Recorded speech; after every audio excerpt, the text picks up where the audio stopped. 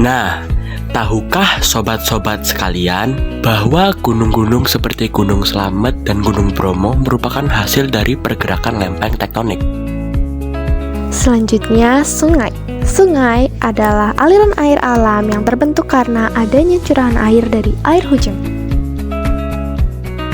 Sebelum memahami perubahannya, perlu diketahui sungai dibagi menjadi 3 masa perkembangan, yakni sungai muda, dewasa, dan tua. Masing-masing jenis tersebut memiliki karakteristik tersendiri, yakni yang pertama sungai muda atau pegunungan, yakni memiliki ciri lereng yang terjal, kecepatan air yang tinggi, volumenya sedikit, dan erosi bersifat dominan. Yang kedua, sungai dewasa. Lereng dan kecepatannya sedang, erosi dan tenaga pengendapannya seimbang, dan mulai muncul dataran. Yang terakhir, sungai tua. Memiliki ciri-ciri lerengnya landai, volumenya besar, dan pengendapan lebih dominan. Siklus air. Jadi, fase pertama dimulai dari penguapan dari laut, sungai, danau, dan sebagainya.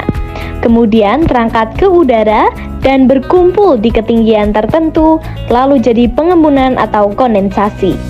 Terkumpul butiran kecil air di awan yang terbawa angin.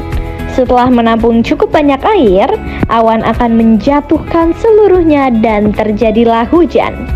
Namun, tak semua hujan berupa air, tetapi ada juga yang masih berbentuk kristal es yang kemudian membentuk salju. Salju dan es mencair turun ke daratan yang lebih rendah, sebagian diserap tumbuhan, sebagian lolos sampai ke sumber air lagi. Mutualisme tanah gunung dan hutan. Yang pertama, akar serabut sebagai pengikat tanah atau kohesi tanah. Yang kedua, akar tunjang sebagai jangkar.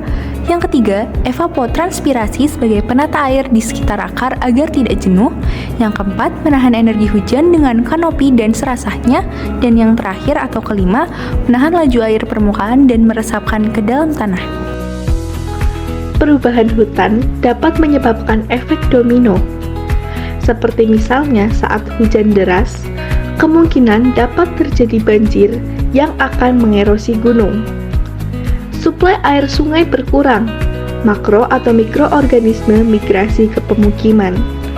Pepohonan akan mengikat tanah menggunakan akar-akarnya. Jika tidak ada, maka akan menyebabkan longsor.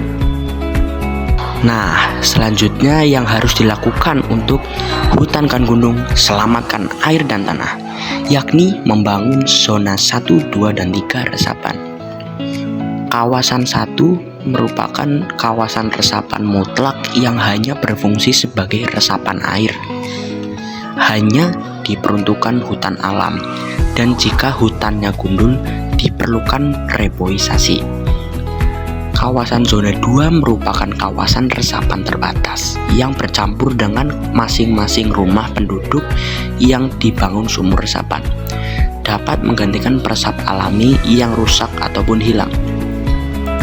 Dan yang terakhir adalah kawasan resapan terbatas ketat. Kawasan resapan yang bercampur dengan permukiman modern, hotel, wisata, dan lain-lain. Untuk itu, disarankan untuk menghentikan pengembangan kawasan lagi, dan bagi yang sudah menghuni, diharuskan membuat sumur resapan buatan.